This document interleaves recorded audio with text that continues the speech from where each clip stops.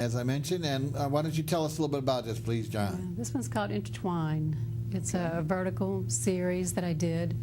It's got the silver leaf background with pink verticals with it, and intertwined some of the tropical yellows and limes within it.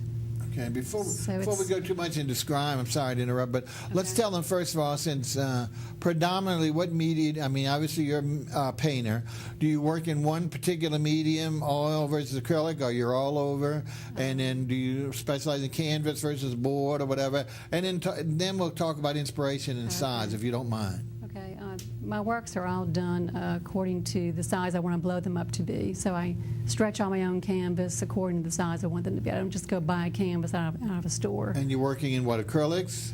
I did this one in Cassine. Well, you're going to have to explain. I started working with Cassine about 3 or 4 years ago. I was looking for a new medium that didn't dry as quickly as acrylics, but oils, in my opinion, take too long to dry. Yeah.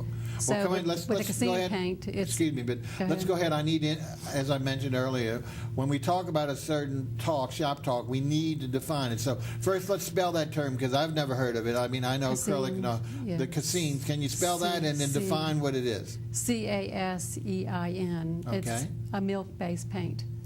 A milk, M-I-L-K? A water-based, milk-based paint. Okay. And when you apply it, it has some workability. And even when you finish with it, you can come back the next day and use some water on it and move the medium around a little bit. Okay. And it doesn't run? Is it solid enough that it doesn't run? Drip at all? It has some workability for a few days, and then it will harden. It becomes a permanent paint. Solid.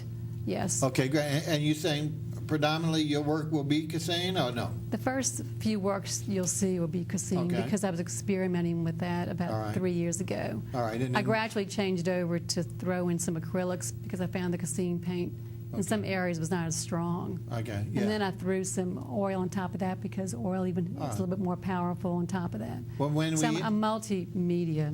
Right. So when we start introducing those other medias, let's point that out at least, so that way people can see that if they can't see on their own, they can understand that this one is more than one medium. Okay, let's go back. It's called Intertwine. The shiny part in there looks white, but it's actually silver leaf. And I like to work with silver leaf as well. I did faux finishes and murals for about 25 years. So I have a lot of experience with doing leafing. Yeah. So whenever I have a chance, I use my silver or gold leaf in a painting. Yeah. I think she's looking at one of our minders certainly makes it look much whiter, but certainly one of them you can definitely see the silver leaf background, which I noticed right away. So it gives that foil kind of that shininess to it. Yes. And of course, we're talking about intertwine now. Are these trees? Can you tell me that? They're elongated leaves. Okay. It's strictly abstract. All right. I didn't really want to put a lot of story into it. Okay. I call it a tropical interlude. All it's right. a playful, elongated leaves intertwined into some vertical frames. Yeah, I think it's great. Once again, don't take offense, because as I mentioned, I have very bad eyes, but I often see things that some people see, but not always. But to me, this looks a lot, I'd say, about somewhat Asian, kind of exact, almost like bamboo, but done in a, like I said, with the silver leaf, really elevating it, kind of upscale chic. And but then intertwined with the natural green, so I really like it a lot, because I think it has that little Asian influence to me, whether that's intentional or not. But I like that because it's wonderful for decorating either an office or a home. Let's talk about specifically approximate size on this and whether it's framed or not. It's about 2.5 feet tall and 3 feet wide. Okay. It's a deep canvas. It does not have to be framed. I paint the sides of my canvases. So you gallery wrap, right? It's gallery wrap. Yeah, okay. It's about about 1.5 inch deep gallery.